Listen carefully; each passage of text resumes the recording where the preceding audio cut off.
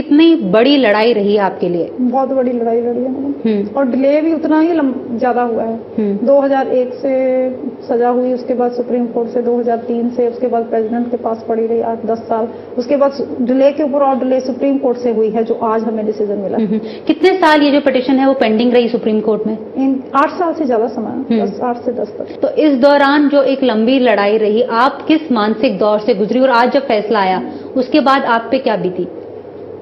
आप खुद एक लड़की हो, आप खुद भी समझ सकते हो कि पहले तो उम्मीद थी कि चलो हो जाएगा, भाग दौड़ किया, सब माना, सबका साथ था।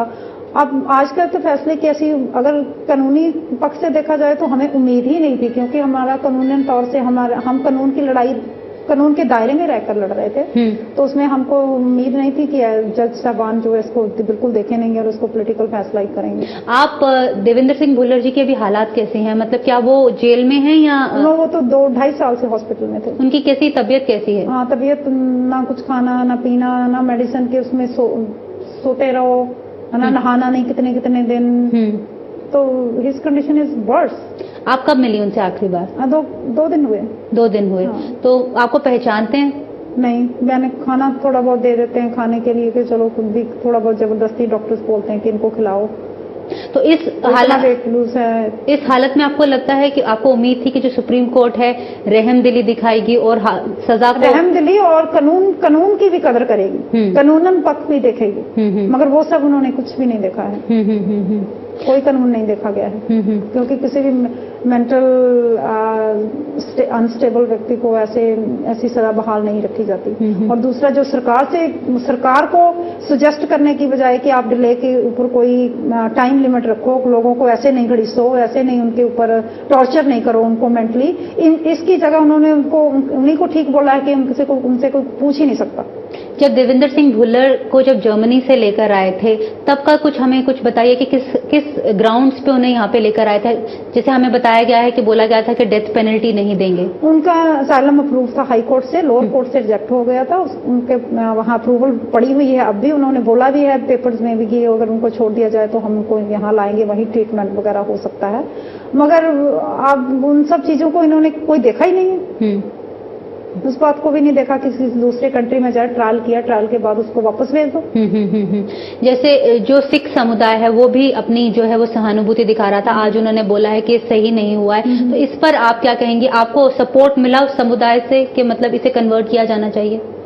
हाँ, उनका तो सपोर्ट हमेशा ही रहा है, हमारी कम्युनिटी का, हमारे रिलीजियस, पॉलिटिकल, सबका हमें अराउंड द वर्ल्ड हमें बहुत ही सपोर्ट रहा है, क्योंकि उन सबने केस को बड़े नजदीक से देखा कि इतना धक्का हो रहा है, कि पंजाब में ऐसा बहुत हुआ है ना, अब ये तो बहुत ही ज्यादा हो गया। ये तो ऐसे लग रहा है जैसे जब गोलियों से वहां मर रहे थे लोग, अब ऐसे कोर्ट में मर रहे हैं। उन्होंने जो पिटिशंस हैं जो डाली थी वो खुद डालते थे या लॉयर्स के थ्रू डालते थे? लॉयर के थ्रू, मुझे इतना याद नहीं है, लॉयर के थ्रू डालते थे। ये तो मेरी डाली हुई थी जिसका फैसला। अब आगे की कोई राह, मतलब किस तरह से आगे? अब कोई मैं कुछ कह नहीं सकती, मतलब फिर भी हमारे पंजाब के लोग हैं, जो हमारे अकाल तख्त के जथेदार साहब हैं, हमारे श्रोमणी कमेटी के प्रेसिडेंट हैं, हमारे सीएम साहब हैं, तो दिल्ली गुरुद्वारा वाले प्रेसिडेंट साहब हैं, तो सभी अभी सिख जो हैं वो तो अभी एक साथ है ना इस मुद्दे पर, उनको भी उतनी ही चिंता है। तो ये जब बताया जाता है कि जब ये फैसला आ रहा था, जब कोर्ट में फैसला सुनाया जा रहा था, आप बहुत वीक हो गई थी, मतलब कैसा महसूस किया जब उन्होंने क्या बोला? जज थोड़ा सा हमें बताएंगे कि कुछ बोला ही नहीं, बस एक ही सेंटेंस, मुझे तो सुना भी नहीं। शायद आपके भी वहां थे रिपोर्टर, तो आपको पता ही है कितना, एक ही लफ्ज कोई सुना ही नहीं है। तो आपको फिर किसने बताया कि क्या, मतलब एहसास कब हुआ आपको कि ये जो है खारिज हो गई है? उनको वो भी आपस में लगने लगे, पता नहीं क्या बोला, पता नहीं चला, अभी तो थोड़ी देर बाद हमें पता चला। तो अभी जब सिंक इन हो रहा है, तो अब इसके आगे की लड़ाई के बारे में आप क्या कहेंगी कि मतलब आगे की लड़ाई? अब ये मेरी तो लड़ाई है नहीं, ये तो हमारी कौम की, हमारे लोगों की, पंजाब के लोगों की, हमारे सबकी लड़ाई है।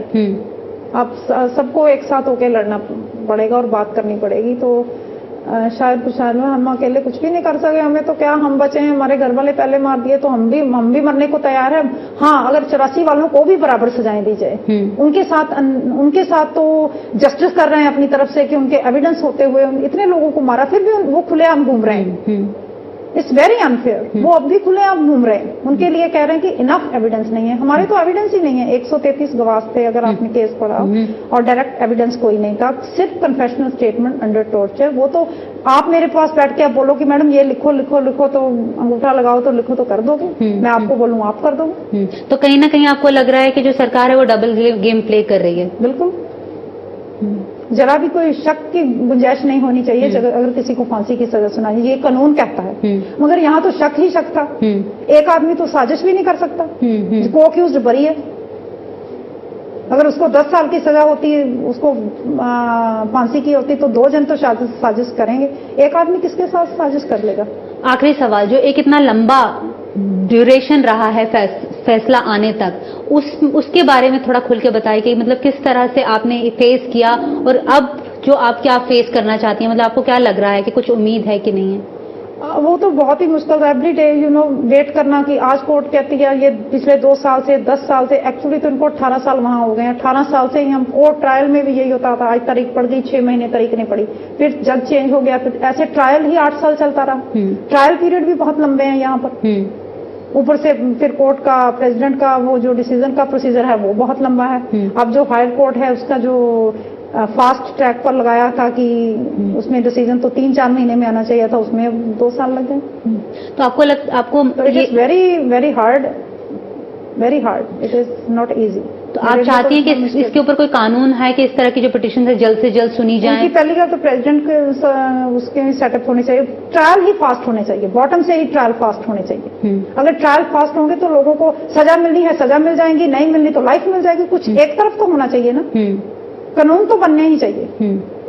तो कानून में बदलाव लाने की, कानून में बदलाव जरूर आना चाहिए, और पक्षपात नहीं होना चाहिए। तो पक्षपात, जो सुप्रीम कोर्ट है वो पॉलिटिक्स से हटकर काम करे अपना। ऐसा लग रहा है कि सुप्रीम कोर्ट जो है पॉलिटिकली इंक्लाइंड, पॉलिटिकल है, या जो हमारे साथ होता आया है। मैं तो यही कह रही हूँ कि हम सिखों के साथ कहते थे कि होता आया है, हम देख रहे हैं कि हो रहा है। कि दिल्ली में जो 84 वाले थे वो इसी शहर में घूम रहे हैं, हजारों लोगों को मारकर, और इधर 9 व्यक्ति के फैमिली में जो हुए हैं लॉसेज, उनका हमें दुख है, बहुत दुख है। मगर वो ये नहीं कि वो मेरे पति ने किए हैं, हम लोगों ने किए हैं, उसका एविडेंस इनके पास नहीं था।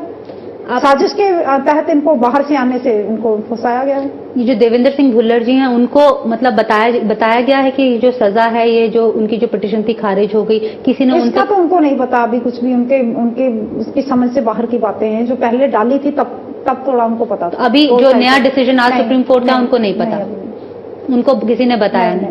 मतलब बताएंगे भी तो उनको कुछ पता नहीं चलेगा कि क्या कह रहे हैं, किसकी बात हो रही है। जब अफजल की फांसी का आया था तब आप तक जब समाचार पहुंचा तो आपको कहीं ना कहीं डर लगा? हाँ, मैं यहीं थी, आई हुई थी तब। मैं अभी 6 वीक के बाद आई हूँ, तब भी मैं यहीं। तब कुछ मन में डर जगा के? हाँ, वो तो होता ही है ना, आप सबको ना। और उनकी भी फैमिली को नहीं बताया गया, उनके साथ भी तो वो भी तो ठीक नहीं था ना। तो कहीं डर, कानून तो होने चाहिए ना। तो कहीं डर लगा कि कहीं खुद के साथ भी ऐसा ना हो सकता है। हाँ, डर तो होता ही है। तो अब मतलब लीगली कोई वे पॉसिबल नहीं है कि किसी और कोर्ट को या किसी और को? नहीं, कोर्ट में एंड ऑफ द रोड। हाँ, कोर्ट में तो अब पता नहीं क्या है, क्या कोर्ट से उम्मीद भी हमें क्या होगी उम्मीद हमें कोर्ट से तो कोई उम्मीद होगी नहीं। हमें इंसाफ कोर्ट से मिलने वाला था, जो नहीं उन्होंने दिया, तो अब हम उनसे और क्या उम्मीद लगा सकते हैं? तो किससे अब उम्मीद की जा सकती है? सरकार से? बस हमारे यही है कि हमारे जैसे पंजाब के सीएम हैं, अकाल तख्त के जथेदार साहब हैं, श्रोमणी जो हमारी कौम है, हमारे लोग हैं पंजाब के, वो कुछ कर सकते हैं। वो इसके लिए आगे आए तो कुछ हो सकता है।